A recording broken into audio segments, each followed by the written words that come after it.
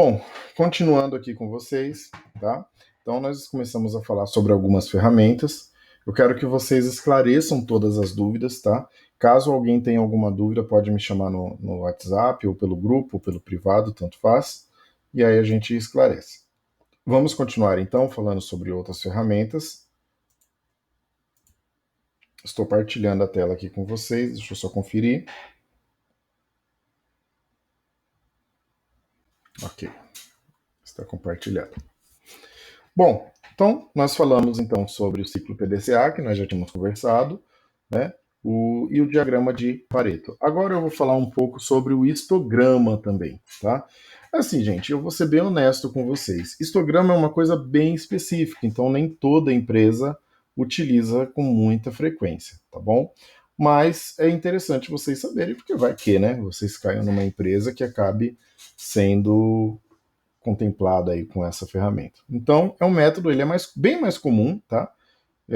Sempre trabalhando com dados numéricos. Não sei se vocês vão se lembrar, mas lá atrás eu falei para vocês que é impossível você melhorar aquilo que você não mede, né? Vocês estão percebendo que todas essas ferramentas têm o objetivo de quê? De medir, né? Ou seja, o número de defeitos, ou seja, o número de ocorrências, mas sempre você está medindo para você ter parâmetros, né? Para você saber onde vocês estão, né? Então, o histograma ele relaciona o gráfico de barras para alguns dados categóricos, né, formados por categoria. Então, a área do retângulo resultante, ela deve ser proporcional à frequência apresentada em uma tabela. Então, se eu pegar aqui um histograma, tá aqui, ó, tá? Então, o histograma é tipo de distribuição normal. Você pode ver que ele é assimétrico aqui, ó. Você vai pegar aqui, só aqui no centro ele vai dar algum tipo de elevação, tá? Mas ele é uma coisa que teve um pico, né?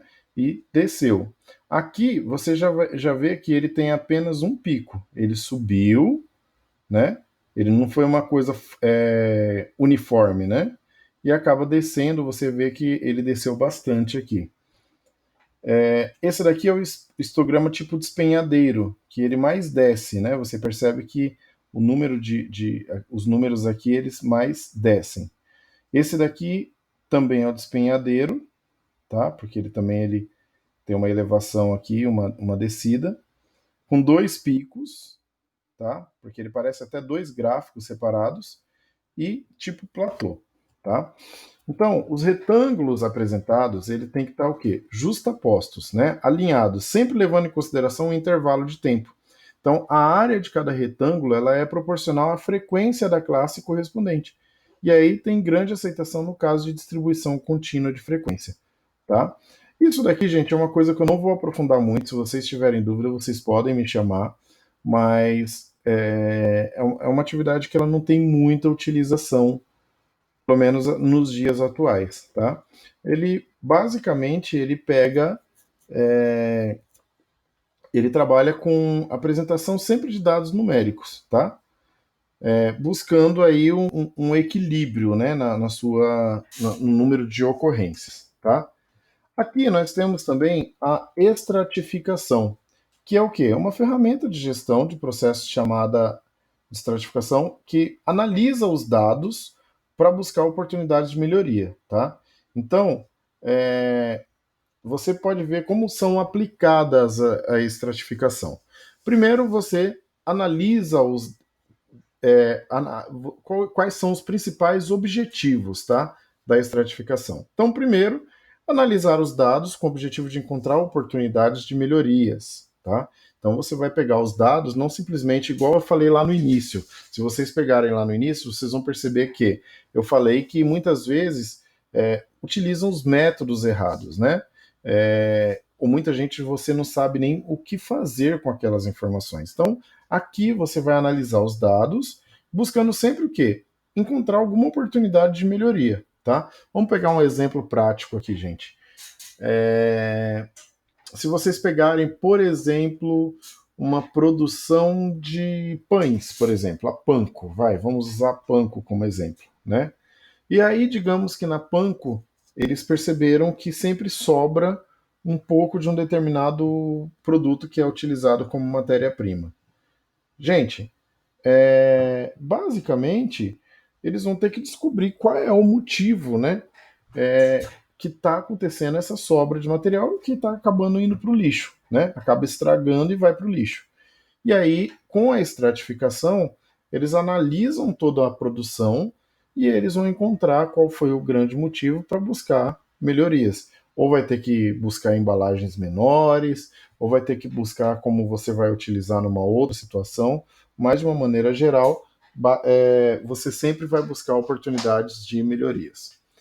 Outro objetivo é o quê? Dividir os dados em categorias ou características importantes, tá? Com o objetivo de direcionar, tô colocando a tomada aqui rapidinho, senão vai ficar sem. Com o objetivo de direcionar as ações. Então, muitas vezes isso daqui é mais utilizado, essa situação é mais encontrada quando nós falamos sobre empresas grandes, né, muito grandes. Então você acaba tendo que pegar por algumas categorias, né, ou algumas características. Então eu não vou pegar uma empresa como, sei lá, pegar aí uma Brahma, por exemplo, ou uma Coca-Cola. Eu vou ter que pegar pela característica do processo ou algum tipo de categoria, porque a empresa é muito grande e você não tem condições, tá? Separar os dados de modo a expor padrões latentes, né, que sejam mensuráveis, que dá para você pegar. Não adianta você pegar dados e aí você pega uma informação que você não consegue casar com uma outra informação. Eu vou pegar, por exemplo, aí numa aviação, o número de passageiros com o número de sei lá, manutenção, com gasto de manutenção. Muitas vezes um dado não tem muita relação com o outro, né? Então, basicamente seria isso, tá? Buscar identificar quais são as origens diferentes e assim direcionar a sua solução. Gente, mesma coisa, tá? Buscar identificar quais foram as origens do problema, né? E aí qual é a solução. Se você descobrir a origem, muitas vezes você consegue descobrir a solução, não é verdade? Focalizar os dados em subgrupos para análise dos seus defeitos. Então, você pegou ali os dados, por exemplo, eu tô com problema na aviação de frequentes problemas de iluminação na cabine do avião, por exemplo. E aí eu tô com problema também o óleo está causando corrosão. Então eu vou dividir em subgrupos, né? Talvez em mecânica e elétrica, porque daí eu vou tratar a elétrica separadamente de mecânica e pode ser que o meu resultado seja melhor, tá?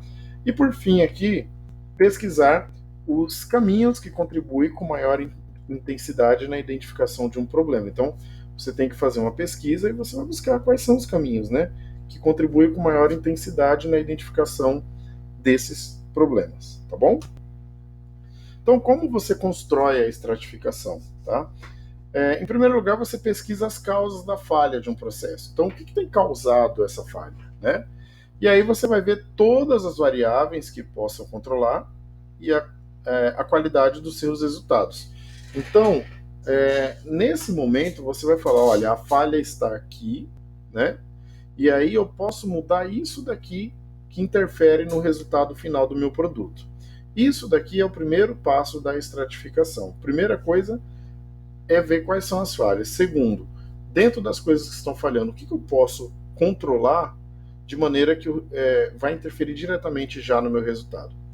Aí depois, para cada uma delas, você vai ver quais fatores podem mudar, né? Controlar as mudanças dos seus respectivos comportamentos estatísticos, que é isso que eu estava falando. Você vai ver item a item, você vai falar, olha, isso daqui dá para mudar, isso daqui não dá. Se eu mudar isso daqui, o resultado vai ser melhor, tá? Depois que você fez tudo isso, você vai selecionar as variáveis que serão medidas. Olha aqui mais uma vez a gente falando sobre medição. E os agrupamentos que serão organizados. Preparar uma lista de verificação para coleta de dados, tá? E aí, por fim, os resultados serão tratados estatisticamente e aí calculando, por exemplo, a média, né, ou montagem dos histogramas para cada grupo. Vocês podem ver que tem relação com o histograma. A estratificação ela é mais utilizada que o histograma, tá? E aí, com base no histograma, você vai ver se você está em declínio, se você está estável, se você não está, tá bom? Aqui nós temos de novo o diagrama de Ishikawa, que nós falamos também já em outras aulas, né? Então, ele também é conhecido como diagrama de causa e efeito, né? Ou espinha de peixe. E é um gráfico, né? Lembra dos 6 M's que nós falamos? Então, basicamente é isso, tá? Ele vai trabalhar método, mão de obra, material, medida, meio ambiente e máquina. Aqui são os slides da aula passada, mas os 6 M's são tratados dessa maneira aqui, tá? Então, em primeiro lugar, mão de obra. Então, toda causa que envolve uma atitude do colaborador. Então, procedimento inadequado, pressa, imprudência, imperícia, tudo isso depende do homem, né? Depende do indivíduo que está operando ali, seja uma máquina, seja na recepção, seja onde for. Material. Toda causa que envolve o material que estava sendo utilizado nas atividades que compõem o processo. Problema com matéria-prima, né? Problema com talvez algum insumo que você esteja utilizando. Isso tudo você vai tratar no diagrama de causa e efeito aqui no material, tá? Meio ambiente, então toda causa que envolve o meio ambiente em si, poluição, calor, poeira e o ambiente de trabalho também. Principalmente isso aqui, gente, layout, falta de espaço, dimensionamento inadequado dos equipamentos, tá? Método, toda causa envolvendo o método que estava sendo executado o trabalho, então a forma com que o trabalho está sendo feito, tá? Isso tudo também você tem que colocar aqui no diagrama de causa e efeito. Máquina, toda causa envolvendo os aparelhos que estão sendo operados. Então, enquanto o número 1 aqui é a mão de obra, né, aqui não, aqui já é a máquina, onde a máquina está trazendo o problema para a gente, tá bom? E por fim, medida, toda causa que envolve medida tomada anteriormente para modificar o processo, tá? Então, esses aqui são 6 M's, e aí, como eu tinha falado com vocês, a gente trabalha dessa maneira. Então, eu pego uma determinada situação, um efeito que eu quero colocar aqui, né, que é aqui no finalzinho aqui do peixe, né, que é o efeito, e aí eu vou usar os 6 M's e colocar as causas que podem estar provocando este efeito aqui final, tá? E aí pode ser até através de um brainstorming também, tá? Geralmente ele é muito utilizado também igual ao brainstorming, né, que daí você faz e você acaba descobrindo quais são as causas que estão gerando aquele efeito. E é claro, como eu falei para vocês, não basta você simplesmente buscar a causa, você tem que tratar a solução dessa causa para aí sim você ter sucesso naquela situação, tá? Aqui nós temos o diagrama de dispersão, nós chegamos a falar um pouquinho sobre ele também. Então ele é um gráfico, né, no espaço cartesiano XY, que são usados para representar ao mesmo tempo os valores de duas variáveis quantitativas medidas em cada elemento do conjunto de dados. Então nesse exemplo aqui que está na tela de vocês, foram medidos os valores de duas variáveis quantitativas. Quando nós falamos de quantitativo, gente, são quantidades, tá? Então você tem a variável x e a variável y. E aí o A, B, C e o D são 4 indivíduos, tá? Então quando vem aqui no eixo horizontal, representa a variável x e o vertical a variável y, tá? Então, o diagrama de dispersão ele é usado principalmente para visualizar a relação entre duas variáveis, mas também é útil para comparar o efeito das duas atividades ou processos e verificar o efeito antes e depois de uma atividade. Então, se você quer pegar aqui, por exemplo, um indivíduo que tem um problema de... Vamos pegar aqui, ó, nos indivíduos, o indivíduo A, B, C e D. E aí as minhas variáveis, só para a gente exemplificar, é número de... Vamos supor que a gente está numa confecção, por exemplo. Então, a variável x seja a confecção e aí o indivíduo cortou errado lá a peça de roupa. Aí aqui é uma variável. E aí aqui a variável y pode ser, sei lá, na hora de pintar a roupa, acaba pintando de uma maneira inadequada. Então o indivíduo A está aqui, ó. Ele cortou duas, e aí em um determinado período, duas peças erradas e pintou 3. E aí assim sucessivamente você tem através dos indivíduos e das variáveis, cada um a sua nomenclatura. E você consegue enxergar de uma maneira mais clara, né, como foi, quais foram as causas, né, daquele determinado problema. Você pode trabalhar com diversas variáveis, tá? Então, você pode ver onde o problema está originando, porque você vem aqui, ó, é uma coisa bem mais aprofundada, tá? Então, aqui tem um exemplo. Então, você, na célula, veja que o da célula de trabalho 7 para 8 é onde a quantidade dos problemas começa a aumentar. Então, se você observar bem aqui, ó, de 7 para 8, é onde começa a aumentar e dissipar. A interpretação do gráfico ela permite duas variáveis. Ou a célula 7 está subdimensionada, com uma quantidade pequena de colaboradores para realizar o processo, ou a 8 passa por um problema estrutural dos mais variáveis, né? Aí pode ser falta de pessoal, conhecimento técnico. Então aqui de 7 para 8, vocês podem ver aqui, ó, que a coisa começa a aumentar aqui, ó, tá vendo? É porque aqui os valores estão decrescentes, né? Então você pode perceber que de 7 para 8 aqui, ó, a coisa começa a ficar grande. Até aqui estava numa média, tá vendo? Mas aí daqui em diante começa a aumentar e a coisa perde totalmente o controle, tá? E aí, gente, por fim, o método 5W2H, que é uma ferramenta também para avaliação dos processos que ocorrem. Isso daqui é uma coisa que ocorre frequentemente e esse sim é muito utilizado. Se você pegar aqui o histograma, né, até o Ishikawa ele já é mais utilizado, mas o diagrama de dispersão é muito específico. Agora o 5W2H ele é muito utilizado, tá bom? Então ele serve para avaliação de processos que ocorrem direto, né, rotineiramente. Mas ele pode ser aplicado também para coisas esporádicas. São 6 perguntas que nos permitem entender situações, problemas que devemos enfrentar nas atividades e nos processos. São essas aqui. Então, os 5 Ws são esses aqui. What, why, who, when e where. Significa o que, por quê, quem, quando e onde. Gente, isso é muito utilizado, tá? Então, assim, primeira coisa que você vai pegar um determinado problema. Qual é o problema? O que, né? Definição de ações para atingir determinado objetivo. Então, o que deve ser feito? O que é isso? O que aconteceu? Vamos pegar um problema aí grande. Um salão de cabeleireiro que está tendo um número muito grande de reclamação. Então, o que aconteceu? Né? Então, o que é o número de reclamações? Por quê? Aí a gente vai começar a descobrir, né? Então, por que isso está acontecendo? Porque o atendimento é ruim e o resultado não tem ficado muito legal. Quem? Então, quem fez? Quem é o responsável? Né? São os quens da pergunta. Eu estou dando o exemplo do salão, mas você pode pegar isso em qualquer situação, né? Então, são os cabeleireiros, óbvio, né? Quando? A que horas? Em qual data? Quando aconteceu? Quando deve ser feito? Quanto tempo leva para fazer? Aí você vai ver, sempre, uma vez por semana está dando problema, né? E aí onde, a gente está dando exemplo de um salão, obviamente é dentro do salão, mas se for uma empresa, por exemplo, que está gerando um número de reclamações no telemarketing, por exemplo, você acaba tendo que identificar em qual é o setor, por isso tem o onde, né?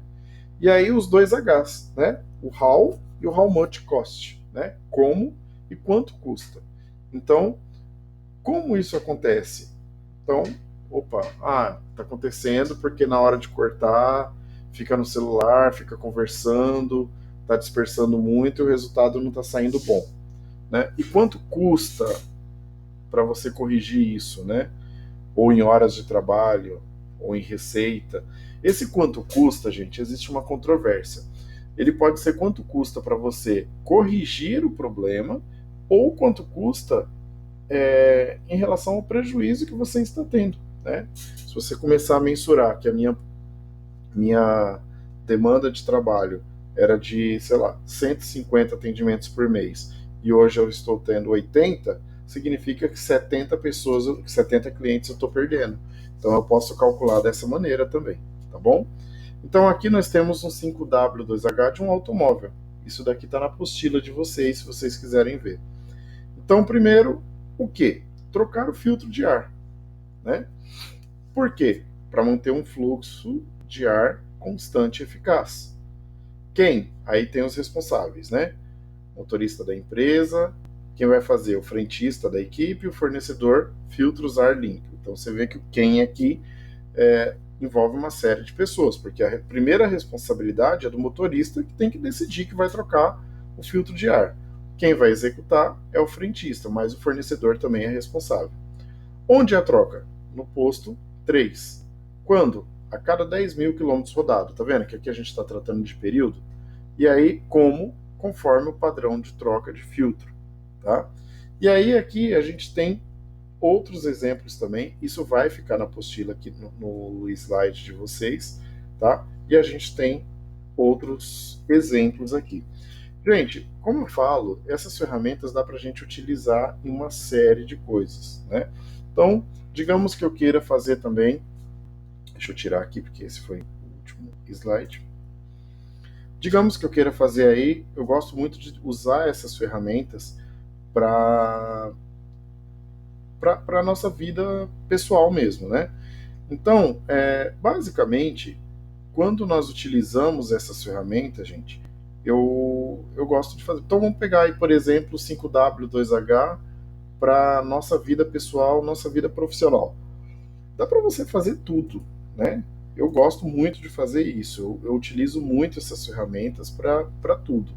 Então, o que? Né? Então, minha vida profissional, por quê? Porque eu quero crescer. Quem? Sou eu responsável? Talvez minha empresa que não quer me patrocinar.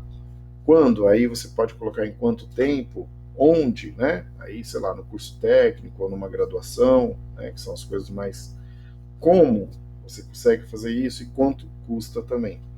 Então, tudo isso, gente, eu acho que dá para a gente trazer sim para a nossa vida. É bem interessante aqui, tá? Agora, assim, gente, como vocês sabem, a gente tem uma relação muito boa, assim, de honestidade entre a gente, tá? Não estou dizendo que são coisas inúteis que vocês aprenderam. Não, ao contrário, são coisas bem úteis, tá? Mas, dessas ferramentas, eu destacaria o ciclo PDCA, tá? O diagrama de Pareto, que não é muito utilizado, mas eu acho que ele é muito útil, tá? O histograma não é uma coisa assim que é muito utilizada e muito cobrada até em concursos. A estratificação, de uma maneira meio que indireta, ela é bem utilizada. O diagrama de Ishikawa também é muito utilizado. E o de dispersão, eu acho que não... Assim, ele usa, mas é uma coisa muito específica também, tá? Agora, o método 5W2H, eu acho ele essencial, tá? Assim, gente, vocês sabem que comigo vocês não terão, né? Serão só esses trabalhos mesmo, né? Que vocês têm aí comigo, os 2 trabalhos, e vocês não terão avaliação. Então, óbvio que não vai ser cobrado em avaliação. Então, vamos para o WhatsApp. Por hoje, em relação a material, a vídeos, é só isso, tá? Agradeço muito mais uma vez pela atenção de vocês e um grande abraço.